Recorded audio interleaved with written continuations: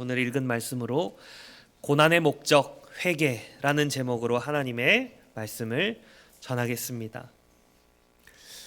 오늘 10월 마지막 주일이지요. 1517년 10월 31일에 시작된 종교개혁을 세계 각처에 흩어진 교회들이 기념하는 그런 주일이기도 합니다. 우리가 늘 개혁주의, 개혁신앙, 개혁교회, 개혁신학, 개혁을 입에 달고 사는데 개혁의 핵심이 무엇일까요? 루터가 제시했던 95개의 논제 중 첫 번째를 한번 들어보십시오.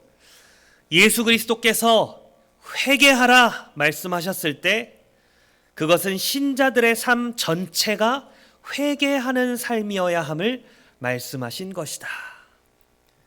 뭐든지 첫 번째가 가장 중요하겠지요. 루터가 이 종교개혁의 시발점이 됐던 95개 반박문, 이 논제문의 첫 번째로 제시한 것이 회개에 관한 것입니다. 개혁의 핵심은 회개입니다.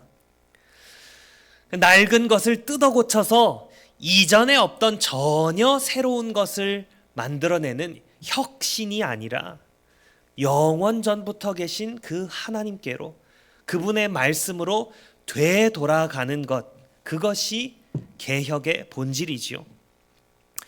오늘 본문에서 아모스 선지자는 바로 그 개혁을 위한 회개의 나팔을 힘있게 불고 있습니다.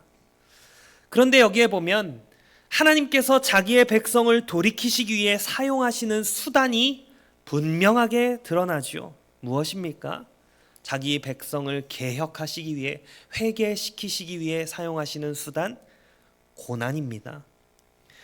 오늘 먼저 하나님께서 이스라엘에게 보내신 그 고난의 의미를 살펴보고, 다음으로 오늘 우리에게 주시는 고난을 어떻게 이해하고 반응해야 하는지 살펴보겠습니다. 그리고 마지막으로 복음 안에서 네 하나님 만나기를 준비하라, 이 부르심을 어떻게 받아서 살아내야 할지 적용으로 이어가겠습니다. 그렇다면 먼저 구약 이스라엘 백성들에게 임했던 고난에 대해 하나님이 무엇을 말씀하시는지 살펴보고자 하는데요. 오늘 본문은 하나님께서 언약을 떠난 불순종한 이스라엘을 향해서 이미 여러 차례 경고하셨고 또 고난을 주셨음을 보여줍니다. 이것은 우연한 불행이 아니라 모세의 율법에서 미리 밝혀주신 언약적인 경고였죠. 하나님은요, 레위기 26장 그리고 신명기 28장에 보면 순종하면 복을 주겠다, 그런데 불순종하면 어떠한 저주를 주겠다, 명확하게 나열하셨습니다. 이스라엘은 약속의 땅에서 하나님의 이 율법을 기준으로 살도록 부르심 받았죠. 그리고 그 율법을 기준으로 해서 심판받게 되어 있었습니다. 그러니까 이 아모스가 열거하고 있는 이 재앙들을 이스라엘 백성만큼 당시에 분명히 해석할 수 있는 백성은 세상에 없었습니다. 하나님께서 이미 구체적으로 말씀하셨기 때문이지요. 오늘 본문에 보면 7가지 징계를 말하고 있는데요. 첫 번째 고난은 6절에 나오는 기근입니다. 이가 깨끗할 것이다. 이 무슨 표현입니까? 씹을 것이 하나도 없어서 이 사이사이가 텅 빈 지경이 되게 한다, 그렇게 하셨다는 말이죠. 그런데 레위기 26장 26절에 보면 떡을 끊어버리겠다라는 언약의 저주가 정확하게 예고되어 있었습니다. 하나님을 왕으로 섬기지 않고 자기 소견에 옳은 대로 행했던 시대가 어느 시대였습니까? 사사시대죠. 이 사사기 외에 또 사사시대를 어떤 책이 다루고 있습니까? 룻기인데요. 그런데 그 룻기에 보면 베들레헴, 베이트가 집이고 레헴이 떡, 양식이거든요. 그렇다면 베들레헴이 본래 어떤 의미입니까? 떡집입니다. 그런데 그 떡이 있는 집을 의미하는 베들레헴에 떡이 없었다, 떡이 끊겼다, 이렇게 룻기서가 증언하고 있습니다. 두 번째 고난, 7절에 나오는 가뭄입니다. 레위기 26장 19절은 이 언약의 저주로 하나님이 하늘을 쇠처럼 단단하게 만드실 것이고, 또 신명기 28장 23절에는 하늘이 노시 되어서 비를 내리지 못하게 하겠다 분명히 경고하셨습니다. 세 번째와 네 번째 고난은 9절에 있는데요, 농작물 병해와 해충입니다. 그러니까 병을 보내서 농작물이 상하게 하고 또 해충들을 보내서 농작물이 상하게 하신다는 건데요, 이 곡식을 마르게 하는 풍제와 깐부기는 곰팡이입니다. 이것이 곡식을 상하게 했고, 또 팥중이 메뚜기의 일부인데요, 이 메뚜기가 수확물을 다 삼켜버렸습니다. 신명기 28장에 이건 역시 다 예고된 재앙입니다. 다섯째와 여섯째 고난은 10절에 언급됩니다. 전염병과 전쟁이지요. 많은 사람들이 병에 걸려 죽었고, 수많은 젊은이들이 칼에 쓰러져서 패전의 수치와 그 시체의 악취가 성읍을 다 뒤덮고 말았습니다. 역시 이것들도 성경에서 언약의 저주로 등장하는 내용이죠. 또 레위기와 신명기에 보면 하나님께서 폐병과 열병으로 생명을 쇠약하게 하시고 대적들에게 패배하게 하시겠다 분명히 경고하셨습니다. 마지막 일곱 번째 고난은 11절에 나옵니다. 소돔과 고모라의 그 전복을 연상시키는 불의 심판이죠. 역시 신명기 29장은 너희가 언약을 배반하면 너희가 거주하는 그 땅이 유황과 소금으로 타버려서 소돔과 고모라 같은 황무지로 변할 것이다 분명히 경고하셨습니다. 그러니까 이 일곱 가지 고난의 배열을 살펴보면요, 두 가지 핵심적인 메시지가 담겨 있습니다. 하나는 고난의 점증성이고요, 또 다른 하나는 고난의 부분성입니다. 점증성 무엇입니까? 처음에는 불편하고 힘들고 성가신 수준의 고난이 점점 깊은 개인적인 사회적인 손실로 마침내 나라 전체가 뒤집히는 파국으로 그 강도가 높아지죠.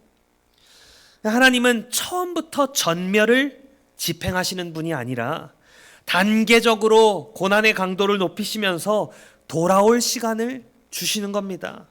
바울 사도도 로마서 2장 4절에서 이렇게 말씀하지요. 네가 하나님의 인자하심과 용납하심과 길이 참으심이 풍성하심을 멸시하느냐? 하나님의 인자하심이 너를 인도하여 회개하게 하심을 알지 못하느냐? 무슨 말입니까? 하나님의 징계가 그분의 오래 참음 위에 주어진다는 것이죠. 또한 이 고난들을 자세히 읽어보면요, 고난의 부분성도 드러나지요. 파괴의 범위가 완전하지 않고 부분적이었음을 알 수 있습니다. 보면 어느 성읍에는 가뭄이 있었지만 또 어느 성읍에는 비가 왔습니다. 사람들이 전염병에 걸리고 청년들이 전쟁의 칼에 나가 떨어졌지만 모두가 죽지는 않았습니다. 하나님은 소돔과 고모라의 방식으로 이들 중 어떤 자들을 무너뜨리셨지만 전부는 아니었습니다. 그 땅은 아직 완전히 뒤엎인 상태는 아니었죠. 백성이 완전히 제거된 것도 아니었습니다. 불 붙는 가운데서 빼낸 나무 조각과 같은 남은 자들이 있었습니다. 왜 그렇습니까? 심판 중에도 하나님께서 은혜의 통로를 열어두셨다는 표지이지요. 아직 끝이 아니라는 뜻이고 회개의 문이 아직 닫히지 않았다, 그런 뜻입니다. 그러니까 이 고난의 점증성도 또 고난의 부분성도 모두 그 고난의 목적이 어디에 있음을 보여주는 거죠? 회개에 있음을 보여주는 겁니다. 이 이스라엘을 향한 과거의 언약적 심판은 결코 그들을 죽이기 위한 것이 아니라 회개시켜서 돌아오게 하시기 위함이었죠. 그런데 문제는 이스라엘의 반응입니다. 오늘 본문을 보면 5번이나 똑같은 후렴을 반복하지요. 그러나 너희가 내게로 돌아오지 아니하였느니라. 이 반복, 하나님의 오래 참으심과 이스라엘 백성의 완고함을 동시에 드러냅니다. 여로보암이 금송아지를 세운 때부터 근 200년이라는 시간 동안 하나님은 북왕국을 한 번에 당장 쓸어버리지 않으시고 인내해 오셨습니다. 노아 시대나 소돔과 고모라처럼 단번에 쓸어버리실 수도 있었지만 그 길을 택하지 않으셨습니다. 다양한 강도의 징계를 여러 차례, 여러 해 동안, 여러 세대에 걸쳐 보내시면서 돌아와라, 돌이켜라 부르셨죠. 하지만 그들은 이 경고로 듣지 않았습니다. 고난 그 자체를 견뎌냈을지는 몰라도 그 고난이 의미하는 바는 전혀 깨닫지 못한 것이죠. 떡이 없을 때는 누구를 찾아야 합니까? 떡의 근원이신 하나님을 찾아야 했습니다. 그러나 허기진 배를 움켜쥐고 그냥 참기만 했을 뿐 그 기근에 무슨 뜻이 들어있는지 생각하려 하지는 않았습니다. 왜 저 동네에는 비가 오는데 여기에는 안 오지? 뭔가 이상한데? 이게 자연적인 현상만은 아닌 거 아닐까? 초자연적인 목적이 있는 거 아닐까? 혹시 우리가 하나님을 소홀히 여기기 때문이 아닐까? 이런 성찰과 회개로 이어졌어야 했죠. 그러나 비가 내리지 않은 성읍에 사는 사람들은 비틀비틀거리면서 비가 내린 다른 성읍을 찾아가 겨우 몇 모금 물을 얻어 마시고 돌아오면서 아무 생각이 없었습니다.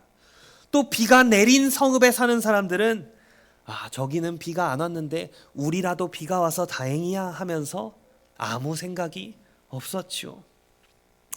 어떻게 하면 이 고난 가운데 살아남을 수 있을지 온갖 궁리를 하고 또 수단과 방법을 가리지 않고 자신의 목숨을 유지하기 위해서 애썼지만 가장 중요한 일, 하나님을 찾고 회개하는 데에는 실패했습니다.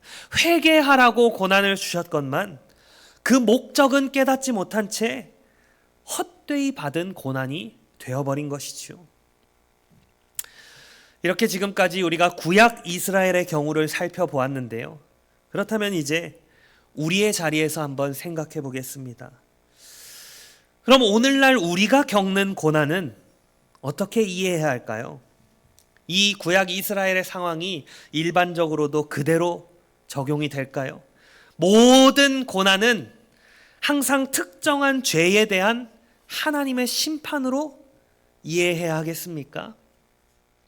대답은 예, 아니요로 끝낼 수 있을 만큼 단순하지 않습니다. 성경은 두 극단을 모두 경계하고 있죠. 하나는 모든 고난을 특정한 죄에 대한 즉각적인 벌로 단정하는 것입니다. 예를 들면 내가 어디가 다쳤습니다. 그러면 지난번에 내가 이웃에게 이런 행동을 했기 때문에 하나님이 여기를 다치게 하셨구나. 내가 교통사고가 났습니다. 내가 지난주에 부모님한테 불효했기 때문에 이번 주에 교통사고가 났구나. 이렇게 모든 고난을 특정한 죄에 대한 즉각적인 벌로 단정하는 것을 성경은 경계합니다. 또 다른 하나는 고난 속에서 하나님의 손길을 완전히 배제해버리는 것을 성경은 경계하고 있습니다. 요한복음 9장에 어떤 사람이 나옵니까? 날 때부터 맹인된 자 나오죠. 한번 생각해 보십시오. 제자들은 그 맹인을 보면서 저 사람이 저렇게 태어난 것이 그 사람의 죄 때문입니까? 아니면 그 부모의 죄 때문입니까? 이렇게 묻습니다. 예수님 뭐라고 대답하시나요? 둘 다 아니다. 그렇지 않다. 그 고난은 특정한 죄에 대한 벌이 아니라 하나님께서 하시는 일을 그를 통해 나타내시기 위함이다. 하나님의 섭니다. 이렇게 말씀하십니다. 또 누가복음 13장에도 보면 예수님이 빌라도의 학살로 사람들이 희생되고 또 실로암 망대가 무너져서 사람들이 희생된 사건을 언급하시면서 그 사람들이 다른 사람들보다 더 큰 죄인이라서 그런 비극을 당한 것이 아니다 선언하시죠. 온전하고 정직하여 하나님을 경외하며 악에서 떠난 자다라고 하나님께 인정받았던 욥이 받은 고난 역시 그의 죄와는 무관했습니다. 따라서 우리는 모든 고난이 특정한 죄와 관련이 있다 이렇게 선언해서는 안 됩니다. 감추어진 일들이 있지요. 하나님이 왜 코로나 바이러스를 보내셨는지 계시하셨습니까? 아니요. 왜 올해 전라도에는 집중호우를 보내시고 강원도에는 물이 싹 마르게 하셨는지 우리에게 말씀하지 않으셨습니다. 하나님이 말씀하지 않으신 자리에 우리가 하나님이 되어서 단정하고 말할 수는 없는 것이죠. 경계해야 합니다. 하지만 동시에 기억해야 할 점이 있습니다. 우리가 당하는 특정한 고난의 특정한 원인을 단정할 수는 없다 하더라도 이 땅에 존재하는 모든 고난의 그 존재 자체가 타락 이후에 들어온 죄와 비참, 그 세계를 증언하고 있다는 사실이죠. 생각해 보십시오. 만일 인류가 죄를 범하지 않았다면 질병이 있었을까요? 없었습니다. 죽음 없었습니다. 인류가 죄를 범하지 않았다면 기근, 가뭄, 지진, 쓰나미 이런 자연재해도 없었을 겁니다. 전쟁도 없었고 그렇죠. 모든 고난이 존재하지 않았을 것입니다. 그러나 인류는 타락했습니다. 우리의 시조 아담과 하와는 불순종을 택했죠. 하나님은 그때 그들을 그리고 그들 안에 속한 모든 인류를 저주하셨습니다. 그 후로 지금까지 인류는 이 타락한 세상에서 타락한 피조물로서 여러 모양의 고난을 마주하며 살아오고 있는 것이죠. 그러므로 어떤 특정한 고난이 특정한 죄 때문인지의 여부와 관계없이 모든 고난은 결국 타락의 영향을 받은 세상에 우리가 살고 있음을 보여줍니다. 그렇다면 이것이 의미하는 바가 무엇입니까? 모든 고난이, 내가 당하는 모든 고난이 인류의 죄와 타락한 본성을 기억하게 하는 경종이 될 수 있고 또한 그래야만 한다는 것이지요. 고난은 언제나 우리를 회개로 부르는 보편적인 나팔로 작용할 수 있습니다. 모든 고난이 나의 특정한 죄의 벌이라고 말할 수는 없지만 어떤 고난도 우연은 아니다라고는 분명히 말할 수 있는 것이죠. 하나님은 멀찍이 서서 관람하시는 분이 아니라 땅의 높은 곳을 밟으시는 주권자이십니다. 우리의 날마다의 형편과 모든 우리에게 일어난 사건들은 그분의 섭리 아래 놓여 있습니다. 그렇다면 신자의 반응은 언제나 이렇게 수렴되어야 하죠. 겸손하게 자신을 살피고 말씀 앞에 양심을 비추어 회개하며 믿음과 순종으로 더 깊이 주님께 붙들리는 것입니다. 어떤 사람들은 고난을 하나님의 뜻에 대한 점괘처럼 읽어내려고 합니다. 유튜브에 그런 사람들 참 많더라고요. 이 사인이라면 오른쪽으로 가시고 저 사인이라면 왼쪽으로 가십시오. 이런 식의 결정법 말입니다. 성경은 그런 식의 인도를 약속하고 있지 않습니다. 그러나 그렇다고 해서 나에게 일어나는 고난을 무의미한 소음처럼 취급해서는 안 됩니다. 지혜로운 태도, 가장 지혜로운 태도 무엇입니까? 고난을 당할 때 성화의 촉진제로 삼는 겁니다. 이 일을 통해 주께서 무엇을 다루시길 원하는가? 내 안에 어떤 죄를 깨뜨리고 나를 세우시려고 하시는가? 기도로 묻고 또 기도에 대한 응답을 하나님은 무엇으로 주십니까? 환상으로 주십니까? 아니요. 그러한 계시는 종결되었지요. 하나님은 우리의 기도에 대한 응답을 설교를 통해 주십니다. 확실히 기억하십시오. 기도로 묻고 설교로 주시는 하나님의 응답에 믿음으로 순종하는 것입니다. 그러면 그 고난이 징계이든지 시험과 연단이든지 혹은 사탄을 하나님께서 허용하셔서 우리를 단련하시려는 것이든지 신자의 길은 동일하게 하나로 수렴됩니다. 무엇입니까? 거룩이지요. 거룩.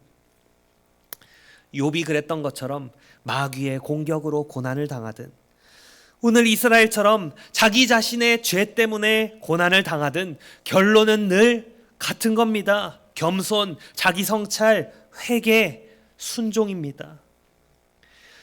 왜 나한테 이런 고난이 있을까? 이 질문만 계속 잡고 있다 보면 우리를 막다른 골목으로 몰고 갑니다. 그러나 이 고난 가운데 내가 어디로 향해야 될까? 어디로 돌아가야 할까? 이 질문은 길을 열어주지요. 하나님께로, 그분의 말씀으로 돌아가는 겁니다. 고난을 당할 때 고난을 참고 견디는 것만으로는 부족합니다.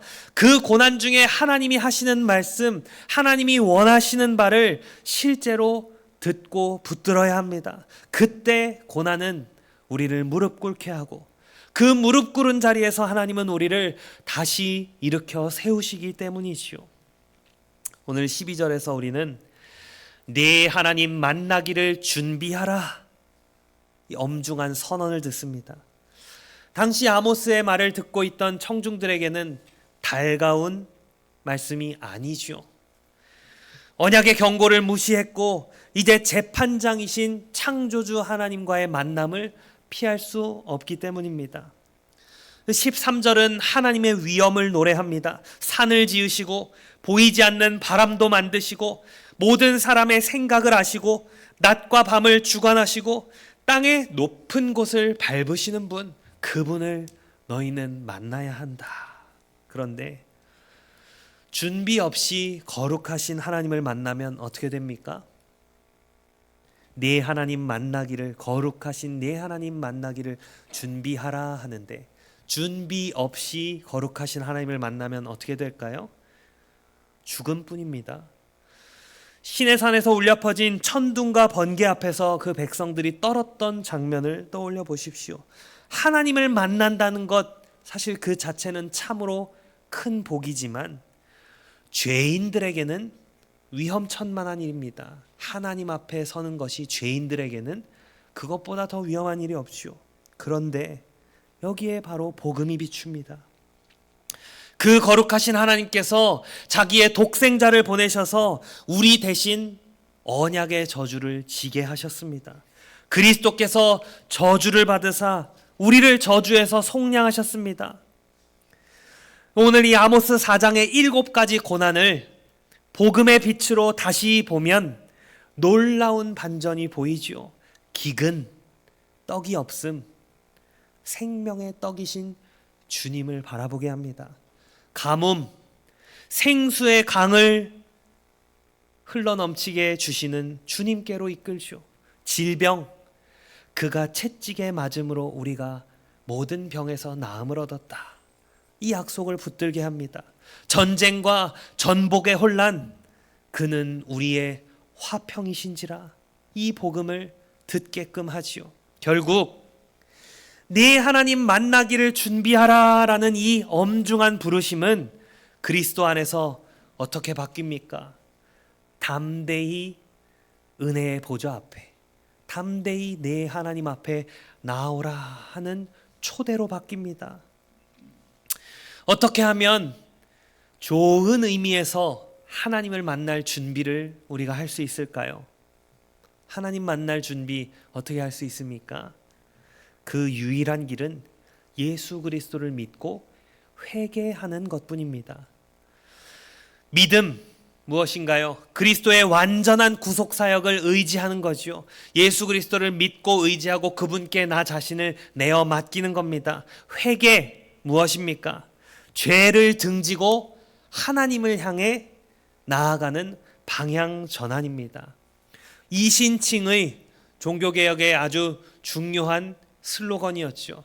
그런데 거기에서 오직 믿음으로 말미암아 의를 얻는다, 오직 믿음으로 산다, 그 믿음에는 무엇이 포함되어 있을까요? 순종이 포함되어 있지 않지요. 그렇죠? 순종은 우리 구원의 조건이 아닙니다. 오직 믿음입니다. 그런데 회개는 포함되어 있습니다. 믿음과 회개는 믿음과 순종의 관계와 다릅니다. 순종은 믿음의 열매이지만 회개는 믿음과 동전의 양면처럼 항상 함께 가는 것입니다. 회개 없는 믿음은 없습니다. 믿음 없는 회개도 없지요. 하나님을 만나는 참된 준비는 항상 믿음과 회개로 동시에 나타납니다. 믿고 회개하면 우리는 언젠가 하나님을 얼굴과 얼굴을 마주하여 볼 것입니다. 내 하나님 만나기를 준비하라. 믿고 회개하라. 그러면 내 하나님을 얼굴과 얼굴을 마주하여 볼 것이다. 신자도 죄를 짓나요, 안 짓나요? 불신자 못지않게 큰 죄를 지을 수도 있나요, 없나요? 있지요. 그러나 신자와 불신자의 결정적인 차이가 있습니다. 신자는 회개 없이 죄 가운데 계속 머무를 수는 없다는 사실입니다. 동일한 죄에 회개 없이 주님 오실 때까지 계속 머무른다면 절대로 신자가 아닙니다. 진짜 신자는 살인을 하지 않습니까? 아니요. 그런 신자도 있었습니다. 진짜 신자는 간음하지 않습니까? 슬프지만 있었습니다. 진짜 신자가 할 수 없는 딱 한 가지는 회개 없이 죄 가운데 계속 머무르는 것입니다. 우리 가운데 누구도 죄에서 자유롭지 않습니다. 그러므로 우리는 예수 그리스도의 피로 우리의 죄를 덮어야 합니다. 우리의 능력과 의지가 아니라 우리 안에서 일하시는 성령께서 그 일이 가능하게 하십니다. 그러니 성령님이 말씀으로 우리를 죄에서 돌이켜 하나님을 향하게 해주시기를 날마다 간구하십시오. 우리의 결단으로 되는 것이 아니라 성령님의 일하심으로 되는 것이기 때문입니다. 말씀을 맺겠습니다. 로마서 8장은 우리에게 고난이라는 것을 새로운 시각으로 바라보게 합니다. 누가 우리를 그리스도의 사랑에서 끊으리요? 환난이나 곤고나 박해나 기근이나 적신이나 위험이나 칼이랴. 고난이 우리를 그리스도의 사랑에서 끊을 수 있습니까?